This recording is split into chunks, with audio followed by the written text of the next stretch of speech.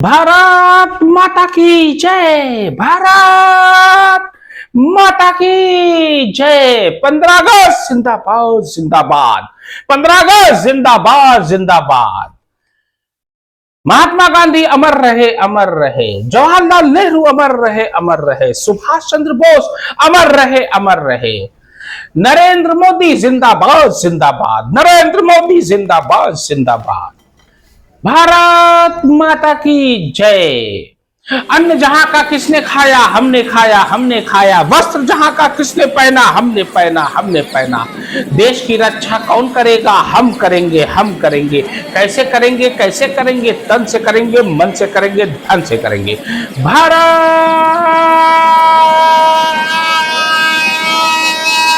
माता की जय। नमस्कार दोस्तों, देखिए आज 15 अगस्त है और आज मैं इस उपलक्ष्य में आपके सामने उपस्थित हुआ हूं।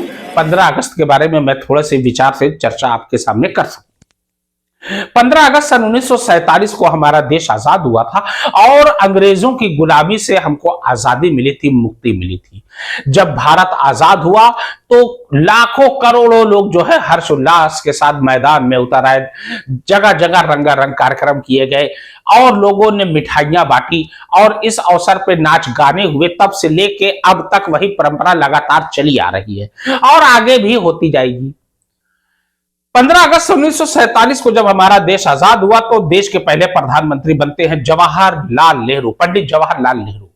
और इन्होंने पहली बार भाषण दिया लाल किले पर। 15 अगस्त वाले दिन झंडा फहराया।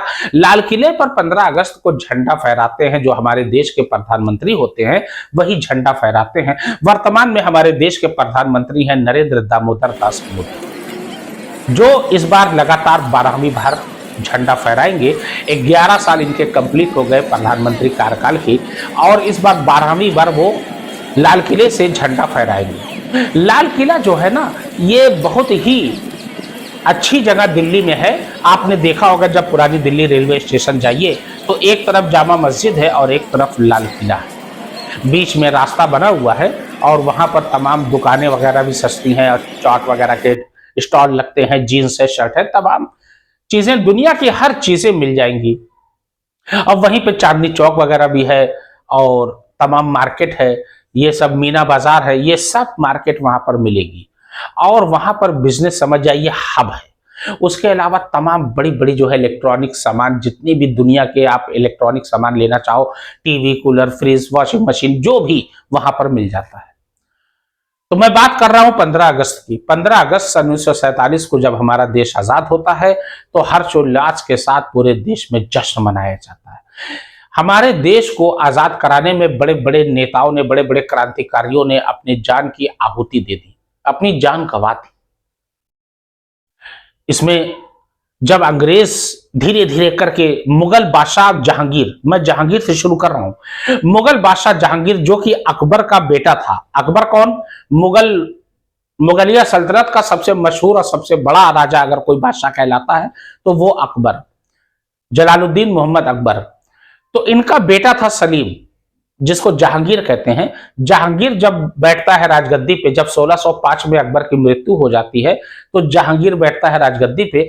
और जहांगीर थोड़ा सा अय्याश टाइप का और थोड़ा सा पीने वाला था, अल्कोहलिक था वो, मतलब शराब वगैरह का बहुत बड़ा शौकीन था वो। तो उसी के राज्य में Thomas Roe, sir Thomas Roe अंग्रेज था, वो आया था और देखा कि जहांगीर जो है थोड़ा सा विलासिता पूर्वक जिंदगी व्यतीत कर रहे हैं तो इनको शराब और अच्छे से पिलाने लगा। महंगी महंगी अंग्रेजी शराब बढ़िया वाली पिलाने लगा। इनको और मजा आने लगा, नशा आने लगा।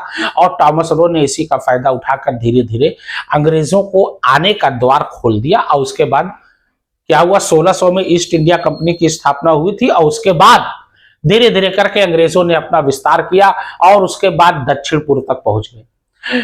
मैसूर के राजा हैदर अली के बेटे टीपू सुल्तान जो कि अंग्रेजों की अधीनता कभी स्वीकार नहीं किए और उसके बाद वो बलपूर्वक लड़ते रहे। लेकिन 2 युद्ध में खदेड़ने के बाद भी अंततः क्या हुआ, टीपू सुल्तान मार दिए गए। हैदर अली भी मर गए, टीपू सुल्तान भी मर गए और अंग्रेजों का राज्य का विस्तार बहुत दक्षिण तक पहुंच गया। धीरे धीरे उन्होंने पूरे भारत पे अपना एक छत्र साम्राज्य स्थापित कर लिया और उसके बाद भारत पर ये हुकूमत करने लगे।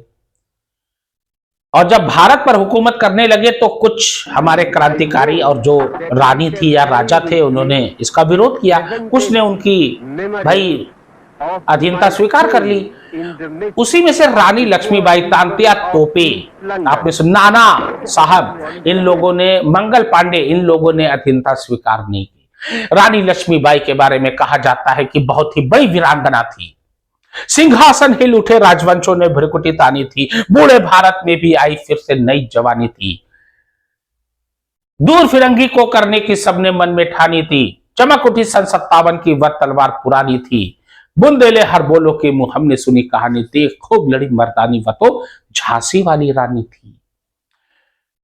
उनके पति की मृत्यु हो गई, उसके बाद भी अंग्रेजों की अधीनता उन्होंने स्वीकार नहीं किया और लड़ते लड़ते अपने बच्चे को, छोटे से बच्चे को पीठ पे बांध कर कपड़े से लड़ती रही और अंततः वीर गति को प्राप्त हुई। 1857 की क्रांति आपने सुना होगा, मेरठ की वो पहली क्रांति थी भारत की।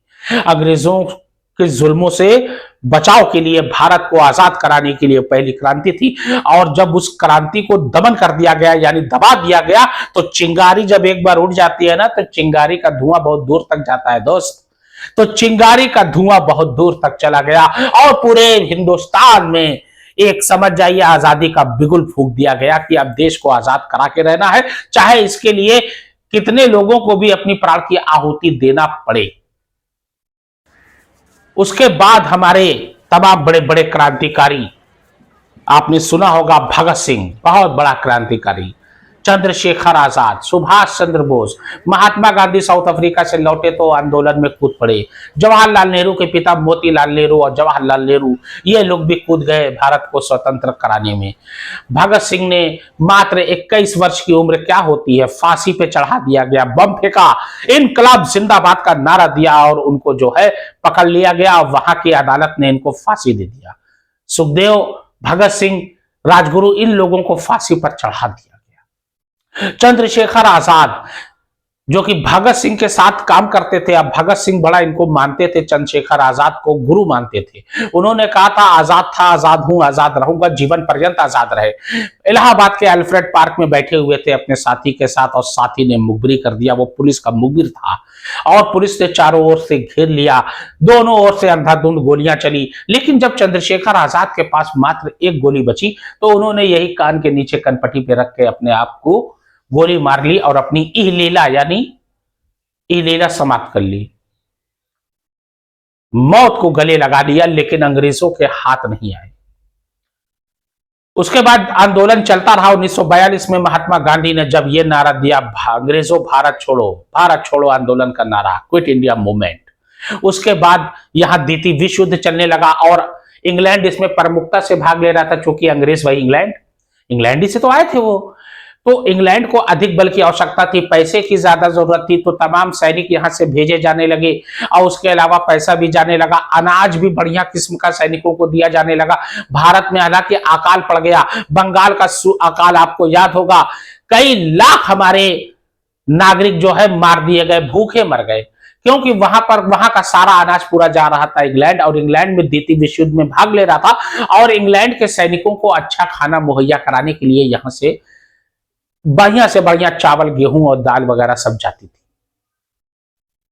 अकाल पड़ गया। उस समय ब्रिटेन का प्रधानमंत्री था विंस्टन चर्चिल जो है गांधी का कट्टर विरोधी था। वो तो सीधे बोलता था कि गांधी क्यों नहीं मरा, गांधी को मारो, गांधी को पकड़ो, क्योंकि ये जो है बहुत ज्यादा देश की आजादी के लिए आगे बढ़ चढ़कर हिस्सा लेता है। लाखों लोग हमारे मार दिए गए, लेकिन आजादी का नशा वो कहा जाता है कि दुनिया का सबसे बड़ा नशा होता है बाबू। आजादी जब एक बार सर पे सवार हो जाती है तो इंसान आजाद होकर रहता है, और अंततः 15 अगस्त 1947 को हमारा देश आजाद घोषित कर दिया गया। जवाहरलाल नेहरू प्रधानमंत्री बनते हैं, सरदार वल्लभ भाई पटेल पहले गृह मंत्री बनते हैं, मौलाना अबुल कलाम आजाद पहले शिक्षा मंत्री बनते हैं। इन तमाम लोगों ने फिर पदभार ग्रहण किया, महात्मा गांधी ने कोई पद नहीं लिया और अंततः 30 जनवरी 1948 को नाथूराम गोडसे द्वारा उनको मौत के घाट उतार दिया गया। महात्मा गांधी की समाधि आज भी राजघाट पर मौजूद है। हे राम लिखा हुआ है, अंतिम शब्द था हे राम। दे दी हमें आजादी बिना खड़ग बिना ढाल, साबरमती के संत तूने कर दिया कमाल। साबरमती आश्रम में रहते थे अपनी पत्नी कस्तूरबा गांधी के साथ। इनकी माता का नाम था पुतली बाई, इनके पिता का नाम था करमचंद गांधी और इनका पूरा नाम था मोहनदास करमचंद गांधी।